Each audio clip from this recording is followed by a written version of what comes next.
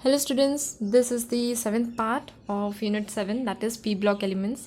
Last lecture में हमने group 16 को स्टार्ट किया था जहाँ पे हमने ऑक्सीजन के कुछ प्रिपरेशन देखे थे, कुछ रिएक्शन प्रॉपर्टीज़ देखी थी. नाउ उसी में moving on, let's continue the second topic that is simple oxides. अब सिंपल ऑक्साइड्स को समझने से पहले हमें पता होना चाहिए कि हम ऑक्साइड किसे कहते हैं. So what is oxide? Binary compound of oxygen with another element. मतलब ऑक्सीजन जब अपनी जोड़ी बनाता है, जब अपना पैर बनाता है किसी दूसरे एलिमेंट के साथ, तब जो हमें कंपाउंड मिलता है उसे हम कहते हैं ऑक्साइड. ठीक है. अब ये जो ऑक्साइड्स हैं इनको हम दो क्लासेस में डिफाइन कर सकते हैं, दो क्लासेस में क्लासीफाई कर सकते हैं, सिंपल और मिक्स्ड. सिंपल वाले नाम से ही पता चलता है दे आर सिंपल, और मिक्स्ड वाले ये थोड़े मिलावट वाले होते हैं. मतलब जब आप दो सिंपल ऑक्साइड्स को मिला के एक नया ऑक्साइड बना रहे हो उसे हम कहते हैं मिक्स्ड ऑक्साइड. ठीक है.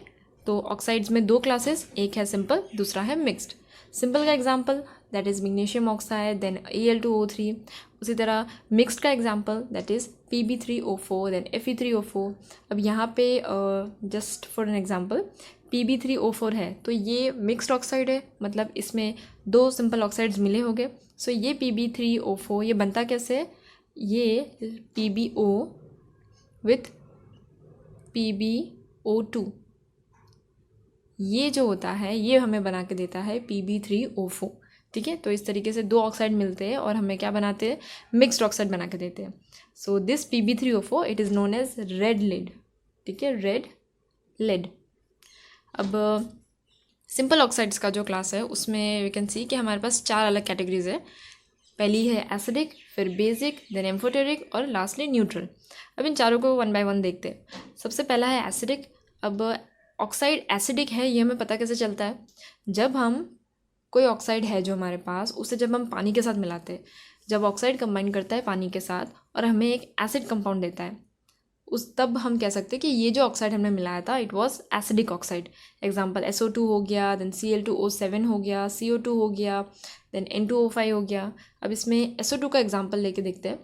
SO2 जब पानी के साथ रिएक्ट करेगा, मतलब SO2 जब H2O के साथ रिएक्ट करेगा तो इट विल गिव, ये हमें देगा H2SO3. क्या देगा? H2SO3. अब ये जो H2SO3 मिला, this is what? This is sulphurous acid. तो ये एसिड है. मतलब ये एसिड हमें कहाँ से मिला? जब इस ऑक्साइड ने इस पानी के साथ रिएक्शन किया. तो हम कह सकते हैं कि ये जो ऑक्साइड था दैट इज़ SO2 ये है हमारा एसिडिक ऑक्साइड. क्यों? क्योंकि इसने पानी के साथ मिलने पे हमें एक एसिड कंपाउंड दिया. सो इन दिस वे हम बता सकते हैं कि ये एसिडिक ऑक्साइड है. अब एक जनरल रूल जो हम मानते हैं दैट इज़ कि जो नॉन मेटल के ऑक्साइड्स होते हैं, नॉन मेटल के जो ऑक्साइड्स होते हैं they are acidic in nature. क्या होते हैं? Acidic in nature. बट ये कोई गवर्नमेंट का लॉ नहीं है, मतलब ये कोई रूल नहीं है बाय गवर्नमेंट कि ये ऐसा ही होगा. ये तो रहेगा ही, बट कई बार कुछ अलग केसेस भी आ जाते हैं जिनको हम एसिडिक कैरेक्टर मानते हैं कि उनके अंदर भी एसिडिक कैरेक्टर है. जैसे एग्जांपल अगर ले तो कुछ ऐसे मेटल्स होते हैं जो हाई ऑक्सीडेशन स्टेट में कुछ एसिडिक कैरेक्टर दिखाते हैं. तो उनके जो एग्जांपल्स है that is Mn2O7, CrO3, V2O5, ये कुछ वैसे मेटल्स के एग्जांपल हैं. बट इन जनरल अगर हमें मान के चलना है तो वी कैन से कि जो नॉन मेटल के ऑक्साइड्स है वो कैसे होते हैं? वो एसिडिक होते हैं नेचर में. ओके. अब नेक्स्ट जो ऑक्साइड है दैट इज़ बेसिक ऑक्साइड. तो जिस तरीके से ऑक्साइड पानी के साथ मिलने पे हमें एसिडिक कंपाउंड देता था तो वो हो जाता था एसिडिक ऑक्साइड, वैसे ही यहाँ पे जब ऑक्साइड पानी के साथ मिलेगा और हमें बेस देगा तो that becomes basic oxide. Example हो गया Na2, then CaO, barium oxide, ये सारे. अब यहाँ पे कैल्शियम ऑक्साइड का हमारे पास इक्वेशन है. Calcium oxide that is CaO जब ये पानी के साथ मिलेगा तो हमें क्या देगा? Calcium hydroxide that is CaOH twice. अब ये क्या है? ये बेसिक है नेचर में. तो हम कह सकते हैं कि जो CaO हमने लिया था जो पानी पे रिएक्ट कर रहा था, ये CaO कैसा होगा? ये होगा बेसिक ऑक्साइड. ठीक है. सो इस तरीके से वी कैन से कि ये बेसिक ऑक्साइड है. क्यों? क्योंकि ये पानी के साथ मिलने पे हमें बेस दे रहा है. अब इन जनरल अगर यहाँ पे हमें देखना है कि जो बेसिक कैरेक्टर्स कौन से ऑक्साइड दिखाते हैं तो दैट इज़ मेटेलिक ऑक्साइड. जो बेसिक कैरेक्टर होता है वो किसके ऑक्साइड्स दिखाते हैं? वो दिखाते हैं मेटल के ऑक्साइड. बेसिक कैरेक्टर किसके ऑक्साइड दिखाते हैं? मेटल के oxides. So metallic oxides they are basic. अब ये भी कोई 100% श्योरिटी वाला लॉ नहीं है, यहाँ पे भी कुछ चीज़ें चेंज हो सकती है, बट इन जनरल हम मान के चलते हैं कि मेटालिक ऑक्साइड्स का नेचर कैसा होता है, they are basic in nature. अब ये तो हो गया बेसिक की बात। जो दूसरी क्लास है दैट इज़ एम्फोटेरिक। अब कुछ ऐसे होते हैं जो दोनों तरफ फ्रेंडली होते हैं नेचर में, दैट इज़ एसिडिक के साथ साथ बेसिक ऑक्साइड के साथ भी वो अपना कैरेक्टरिस्टिक दिखाएंगे।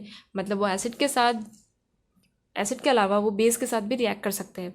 सो ऐसे वाले जो दोनों जगह अपना बिहेवियर दिखा रहे हैं उनको हम कहते हैं एम्फोटेरिक ऑक्साइड। क्या कहते हैं? Amphoteric oxide. क्यों? बिकॉज ये डुअल बिहेवियर दिखाते हैं, ये एसिड के साथ भी रिएक्ट करेंगे, ये बेस के साथ भी रिएक्ट करेंगे।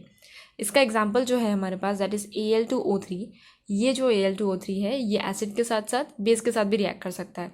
लाइक एग्जाम्पल हमारे पास है Al2O3 जब HCl के साथ रिएक्ट करता है, और दूसरा Al2O3 जब बेस दैट इज़ NaOH के साथ रिएक्ट करेगा। तो इन दोनों के साथ रिएक्ट करते हुए ये अलग कंपाउंड्स बनाएगा। मतलब ये जो Al2O3 है ये एसिड के साथ भी रिएक्ट कर सकता है, बेस के साथ भी कर सकता है। So that is amphoteric oxide. जो आखिरी क्लास है दैट इज़ न्यूट्रल ऑक्साइड की। ये जो न्यूट्रल ऑक्साइड होते हैं ये बहुत इंट्रोवर्ट टाइप के होते हैं। ये ऐसे ऑक्साइड है जो ना तो एसिडिक के साथ फ्रेंडशिप दिखाते हैं, ना तो बेसिक के साथ, ना एसिडिक ना बेसिक। ये कैसे हो गए? Neutral oxide. ठीक है। There are some oxides which are neither acidic nor basic, ना तो बेसिक है ना तो एसिडिक है। सो ये हो गए हमारे न्यूट्रल ऑक्साइड। इनका एग्जाम्पल है कार्बन मोनोऑक्साइड हो गया, देन NO हो गया, N2O हो गया। These are the example for neutral oxide. So oxide की मेन दो क्लासेस, वन वॉज सिंपल, दूसरा था मिक्स्ड। सिंपल वाले में 4 अलग क्लासेस, एसिडिक हो गया, देन बेसिक हो गया, फिर एम्फोटेरिक हो गया, एंड लास्टली न्यूट्रल हो गया। So this was about simple oxide. अब नेक्स्ट जो है that is trend of oxide in periodic table. एक जनरल ट्रेंड अगर हमें मानना है कि ऑक्साइड का ट्रेंड कैसा है पीरियोडिक टेबल में, सो जब हम लेफ़्ट टू राइट जाते हैं पीरियोडिक टेबल में, जब आप लेफ़्ट से राइट मूव करोगे पीरियोडिक टेबल में, तो ऑक्साइड का नेचर चेंज होता है। किस तरीके से चेंज होगा? ये मूव करेगा from basic to amphoteric to acidic. मतलब लेफ़्ट से राइट जाते हुए आपको पहले बेस मिलेगा, उसके बाद एम्फोटेरिक मिलेगा, उसके बाद एसिडिक मिलेगा। ठीक है। अब उसी तरह जो दूसरा ट्रेंड है that is top to bottom का। जब हम ग्रुप में टॉप टू बॉटम की तरफ मूव करेंगे तो हमें क्या मिलता है? ऑक्साइड का नेचर। ऑक्साइड का नेचर चेंज होगा from acidic to amphoteric to basic. मतलब लेफ़्ट टू राइट में आपको बेस से एसिड की तरफ जाना है, और टॉप टू बॉटम में आपको एसिड से बेस की तरफ जाना है। ठीक है। सो अब नेक्स्ट है ओजोन। ये ओजोन क्या है? ये ओजोन भी ऑक्सीजन का ही रिश्तेदार है। It is an allotrope form of oxygen.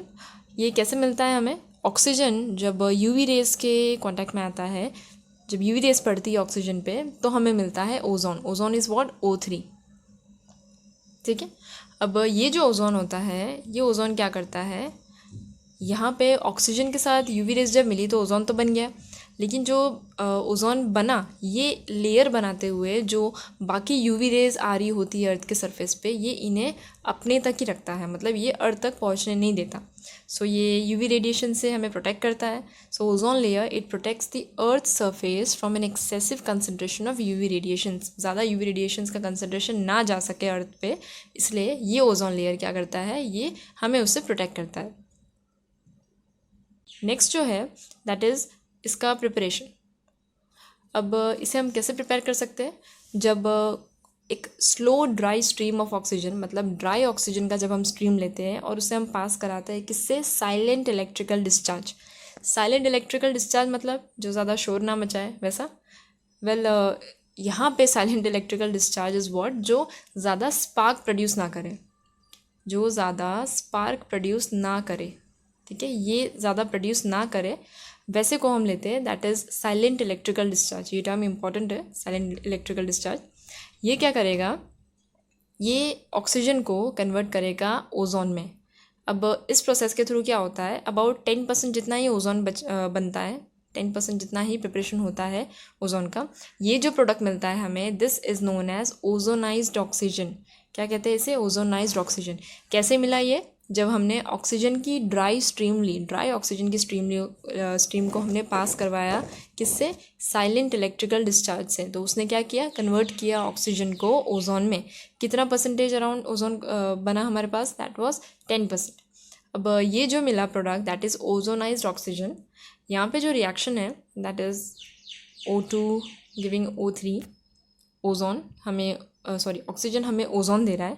ये जो रिएक्शन है यहाँ पे आप देख सकते हो कि इसका डेल्टा एच क्या है, पॉजिटिव है नेचर में। मतलब ये रिएक्शन कैसा हुआ, ये हुआ एंडोथर्मिक। अब एक थॉट आ सकता है कि क्यों हमने साइलेंट इलेक्ट्रिकल डिस्चार्ज ही क्यों लिया। अब इट इज़ नेसेसरी कि हम साइलेंट वाला ही डिस्चार्ज यूज़ करें। वाई? बिकॉज अगर ज़्यादा स्पार्क जनरेट होता है, ज़्यादा टेम्परेचर बढ़ता है, तो क्या होगा, टेम्परेचर ज़्यादा बढ़ने से जो ओजोन है वो वापस डीकम्पोज हो जाएगा। क्या हो जाएगा, वापस डीकम्पोज हो जाएगा। तो ये चीज़ ना हो, इस चीज़ को प्रिवेंट करने के लिए, ताकि डिकम्पोजिशन ना देखने को मिले हमें, उस चीज़ के लिए we use silent electrical discharge. Okay, so it is necessary to use a silent electrical discharge in its preparation to prevent its decomposition. और अगर ये जो ओजोन का जो कंसनट्रेशन है यहाँ पे तो हमें अबाउट 10% जितना ही मिला। अगर इससे ज़्यादा चाहिए तो we can also use the battery of ozonisers. A battery of ozonisers can be used and pure ozone can be condensed in a vessel. Pure ozone को हम कंडेंस करके एक अलग वेसल में निकाल सकते हैं। तो इस तरीके से हमें 10% से ज़्यादा ओजोन भी मिल सकता है। So this is how it is prepared using silent electrical discharge. Next देखते हैं इसकी कुछ प्रॉपर्टीज़। ये दिखने में कैसा होता है, it is pale blue gas. जब इसे लिक्विफाई किया जाए तो ये डार्क ब्लू लिक्विड देता है, और अगर सॉलिडिफाई किया जाए तो it gives violet black solid. Small concentrations में तो ये हार्मलेस होता है हमारे लिए, मतलब ये नुकसान नहीं पहुंचाता हमें। लेकिन अगर इसका कंसनट्रेशन 100 ppm से ज़्यादा बढ़ता है, कितने से, 100 ppm से अगर ज़्यादा बढ़ता है, तो ब्रीदिंग थोड़ी अनकम्फर्टेबल हो जाती है। मतलब it results in headache and nausea. Ozone thermodynamically कैसा है, अनस्टेबल है with respect to oxygen. Obviously oxygen के रिस्पेक्ट में O3 काफ़ी अनस्टेबल है thermodynamically. It's since it's decomposition into oxygen results in the liberation of heat, delta H negative and an increase in entropy. अब ozone जो है, इसकी पिछली slide में हमने देखा कि हमने साइलेंट इलेक्ट्रिकल डिस्चार्ज यूज़ किया ताकि डिकम्पोजिशन ना हो। अब इसका जो डिकम्पोजिशन होता है ऑक्सीजन में, this decomposition it results in the liberation of heat. Heat liberate हो रही है, मतलब हीट लिबरेट हो रही है, तो डेल्टा एच क्या होता है, नेगेटिव होता है। एंड एंट्रोपी क्या होती है, इंक्रीज होती है। That is delta S is positive, delta H negative, delta S positive. ये दोनों इफेक्ट्स मिल के रिजल्ट क्या देते हैं हमें, लार्ज नेगेटिव डेल्टा जी। तो अब ये इतना ज़्यादा लार्ज नेगेटिव डेल्टा जी जो होता है, this situation it is extremely explosive, it is very dangerously explosive for its conversion into oxygen. So high concentration जो ओजोन का होता है उसे हम डेंजरसली एक्सप्लोजिव मानते हैं। वाई? बिकॉज वो जो बन रहा है, वो जो डिकम्पोजिशन दिखा रहा है, ये होता है डेल्टा जी नेगेटिव कंडीशन से। डेल्टा जी नेगेटिव कहाँ से आया, बिकॉज डिकम्पोजिशन के दौरान क्या हुआ, हीट लिबरेट हुई। हीट लिबरेट होने से क्या हुआ, डेल्टा एच नेगेटिव हुआ एंड डेल्टा एस पॉजिटिव हुआ। इन दोनों कंडीशंस ने मिलके हमें क्या दिया, डेल्टा जी को नेगेटिव बना दिया। नेगेटिव मतलब लार्ज नेगेटिव। सो इस वजह से we count it as dangerously explosive. कुछ दूसरी प्रॉपर्टीज़ जो इसकी है, that is due to ease with which it liberates amount of atoms of nascent oxygen. मतलब ये बहुत आसानी से नेसेंट ऑक्सीजन देता है, that is single reactive oxygen. ये प्रॉपर्टी के कारण it is a very powerful oxidizing agent, बहुत ही अच्छा ऑक्सीडाइजिंग एजेंट है। एग्जाम्पल हमारे पास लेड सल्फाइड और आयोडाइड आयंस का है। लेड सल्फाइड को जब हम ओजोन के साथ रिएक्ट करवाते हैं तो ये हमें देता है लेड सल्फेट। उसी तरह आयोडाइड आयंस जब ओजोन के साथ मिलेंगे तो हमें क्या मिलेगा, आयोडीन मिलता है। ठीक है। और yes, there is a method of quantitative method for estimating O3 gas. मतलब क्वांटिटेटिवली अगर हमें ओजोन गैस को एस्टिमेट निकालना है कि कितना है क्वांटिटी, उस चीज़ के लिए वी हैव दिस मेथड, जहाँ पे ओजोन को क्या किया जाता है, रिएक्ट कराया जाता है विथ एक्सेस पोटेशियम आयोडाइड। यहाँ पे पोटेशियम आयोडाइड लिया जाता है एक्सेस, जिसे बफर किया जाता है बोरेट बफर से, जिसका pH होता है अबाउट 9.2। इस बोरेट बफर के साथ इसे बफर किया जाता है। अब इसके साथ जो है ओजोन रिएक्ट करता है और यहाँ पे हमें क्या देता है, इट गिव्स I2। I2 क्या है, इट इज़ आयोडीन। ये जो आयोडीन लिबरेट होता है यहाँ पे, दिस आयोडीन, इसे फिर टाइट्रेट करवाते हैं हम किससे, it is titrated against standard solution of sodium thiosulphate. जो हम टाइट्रेशन आप लोगों ने किया था 11th स्टैंडर्ड में, ये वैसा ही कुछ होता है। KI के साथ जब ओजोन मिला तो इसने क्या दिया, इसने आयोडीन लिबरेट करवाया। ये आयोडीन को जब हम टाइट्रेट करवाते हैं किसके साथ, सोडियम थायोसल्फेट के साथ, दैट इज़ Na2S2O3। ये क्या है, दिस इज सोडियम थायोसल्फेट। ये सोडियम थायोसल्फेट के साथ जब ये रिएक्ट करता है तो हमें एस्टिमेशन मिलता है किसका, O3 गैस का। So in this way it can be quantitatively estimated. तो ये मेथड एक काफ़ी इंपॉर्टेंट मेथड है जहाँ पे हम O3 को एस्टिमेट कर सकते हैं। अब एक्सपेरिमेंटल वेज में हमें पता चला है कि जो नाइट्रोजन ऑक्साइड्स होते हैं, specially nitric oxide that is NO, ये जो नाइट्रिक ऑक्साइड होता है ये क्या करता है, ये बहुत रैपिडली, बहुत तुरंत रिएक्ट करता है किसके साथ, ओजोन के साथ। ओजोन के साथ ये बहुत तुरंत रिएक्शन दिखाता है। And there is a possibility कि ये जो नाइट्रोजन ऑक्साइड है जो एमिट होता है कहाँ से, सुपरसोनिक जेट एरोप्लेन्स, इन ऐसे सिस्टम्स में से जहाँ से ये नाइट्रिक ऑक्साइड हमें मिलता है। ये जो नाइट्रिक ऑक्साइड है ये ओजोन के साथ बहुत तुरंत रिएक्शन दिखाता है and it gives NO2 and O2। So we can say कि इस तरह से जो नाइट्रिक ऑक्साइड है ये भी ओजोन डिप्लीशन में काफ़ी एक इम्पॉर्टेंट कैरेक्टर निभा रहा है, because it is slowly depleting the concentration of ozone layer in the upper atmosphere. कौन, नाइट्रिक ऑक्साइड, जो कहाँ से आता है, that is from supersonic jet aeroplanes. ये नाइट्रिक ऑक्साइड क्या करता है, ओजोन गैस के साथ तुरंत रिएक्शन दिखाता है और NO2 और O2 गैस रिलीज करता है। सो इन दिस वे ये ओजोन को क्या कर रहा है, डिप्लीट कर रहा है। So nitric oxide is also responsible for the depletion of ozone layer. दूसरा जो थ्रेट है दैट इज़ कि ये जो ozone layer it is probably posed by the use of freons. Freons ये टर्म आपने सुना होगा लोअर क्लासेस में, दैट इज़ क्लोरोफ्लोरोकार्बन के बारे में खास। ये जो होते हैं they are used in aerosol sprays and as refrigerants. ये ऐसे रेफ्रिजरेंट्स और स्प्रेज में यूज़ किए जाते हैं। अब ये जो है ये काफ़ी डैमेज करते हैं ओजोन लेयर को, मतलब they are one of the main causes of depletion. इनके कारण डिप्लीशन हो रहा है जिसकी वजह से जो UV रेडिएशंस है वो अर्थ के सरफेस तक आ रही है। आपको पता होगा कि स्किन के लिए कितना बड़ा इशू होता है UV रेडिएशंस का। So they are probably a threat to ozone layer, freons. अब जो ओजोन है दी 2 ऑक्सीजन बॉन्ड लेंथ, यहाँ पे ये जो ऑक्सीजन बॉन्ड लेंथ है इन दोनों का जो लेंथ होता है they are quite identical, that is 128 picometer. और जो मॉलिक्यूल होता है it is angular as expected with a bond angle of 117 degree. So यहाँ पे जो स्ट्रक्चर है हमारे पास it is resonance hybrid of 2 main forms. Over here we have a negative sign over here, yes a negative sign over here and a positive sign over here. जो दूसरा resonance form होगा वो कैसे मिलेगा हमें, ये यहाँ जाएगा एंड ये बॉन्ड यहाँ ओपन होगा। So will get this structure. तो यहाँ पे क्या हो जाएगा, it will give a positive sign over here and a negative sign over here. This is about ozone. अब कुछ इसके यूजेस देखते हैं। That is it is used as a germicide, disinfectant and for sterilising water. ये germicide के तौर पे germs को मारने के लिए, फिर ये डिसइंफेक्ट करने के लिए, जो आजकल इन कोरोना क्राइसिस में आपने काफ़ी देखा होगा, डिसइंफेक्शन के लिए। And also for sterilising water, इसके लिए खास यूज़ होता है ये ozone. It is also used for bleaching oils, Ivory, flower, starch etcetera, क्योंकि ये बहुत ही अच्छा ऑक्सीडाइजिंग एजेंट है। ये ब्लीचिंग के तौर पे भी यूज़ होता है। जो वेजिटेबल ऑयल होता है उसको ब्लीच करने के लिए, फिर आइवरी हो गया उसे ब्लीच करने के लिए, फ्लावर हो गया, स्टार्च हो गया, इन सब चीज़ों को ब्लीच करने के लिए ये यूज़ होता है। It also acts as an oxidizing agent in the manufacture of potassium permanganate. ये जो केमिकल होता है that is KMNO4, potassium permanganate, इसके मैन्युफैक्चर में ये ऑक्सीडाइजिंग एजेंट के तौर पे काम करता है। सो जर्मिसाइड हो गया, डिसइंफेक्टेंट हो गया, स्टेरिलाइजिंग वाटर, इन सब चीज़ों में, then bleaching and also in oxidizing agent in manufacture of potassium permanganate that is KMNO4. So these are the uses of ozone.